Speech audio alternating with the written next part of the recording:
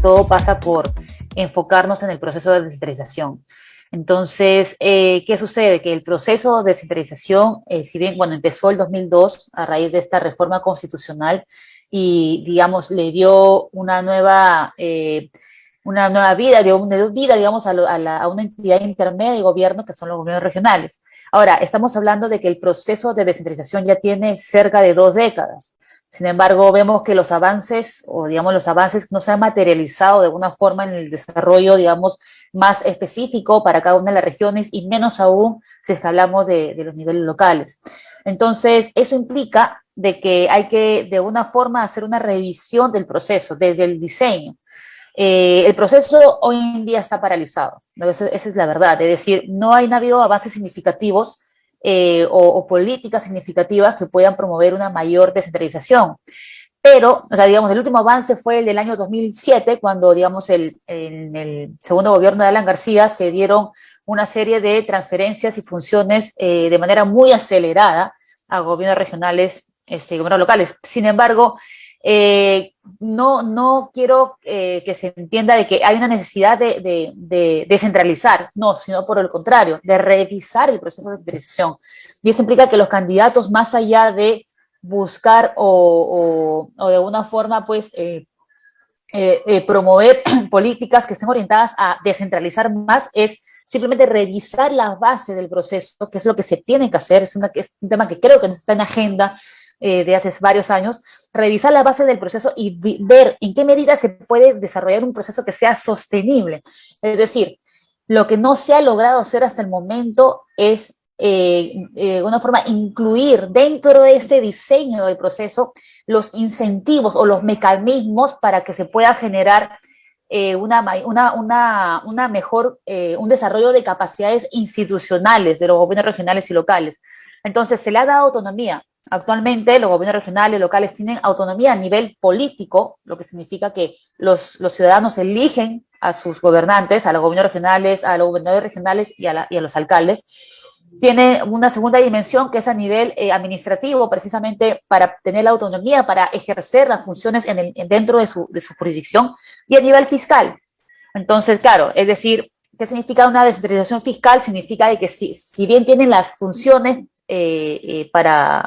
digamos, lo que implica gastos, mayores gastos para poder desempeñar o cumplir con las responsabilidades, también necesitan una serie de ingresos para ello. Entonces, por eso es que hay mecanismos para, como las transferencias, como la capacidad de generación de ingresos propios, que actualmente lo tienen solamente los gobiernos locales, etcétera.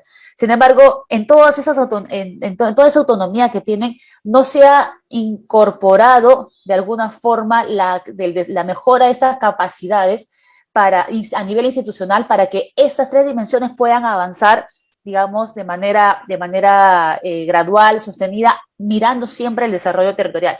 Entonces, eso es por un lado, ¿no? Entonces, de alguna forma, creo que este tema de diseño, por ejemplo, inicialmente el proceso de descentralización incorporaba el sistema de acreditación, que implicaba que a medida que los gobiernos regionales lograban demostrar que tenían las capacidades, se les iba entregando más funciones, e incluso más ingresos. Pero esto no prosperó y se quedó paralizado. Actualmente la ley de bases mantiene un sistema de acreditación que hoy en día no se lleva a cabo.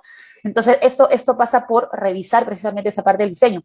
Y también revisar de alguna forma en qué medida pues existe una entidad que pueda permitir guiar de una forma este proceso. Antes estaba el Consejo Nacional de Descentralización, que se desmanteló, y ahora, digamos, este ente está dentro en una de las oficinas de la Secretaría General, dentro de la PCM, de la Secretaría General de Descentralización. Entonces, de alguna forma esto implica que se ha perdido un poco de poder, un poco de alguna forma fuerza para poder materializar algunos cambios, ¿no?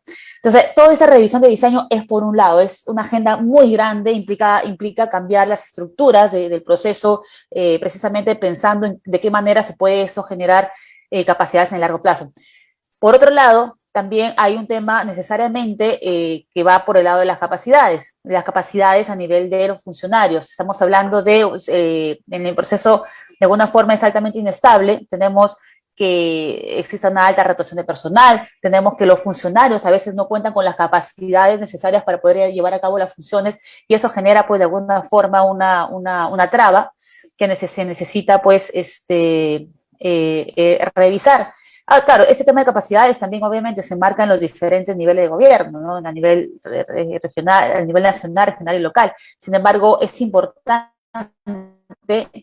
definir un marco institucional que permita el desarrollo de esas capacidades en todo nivel de gobierno.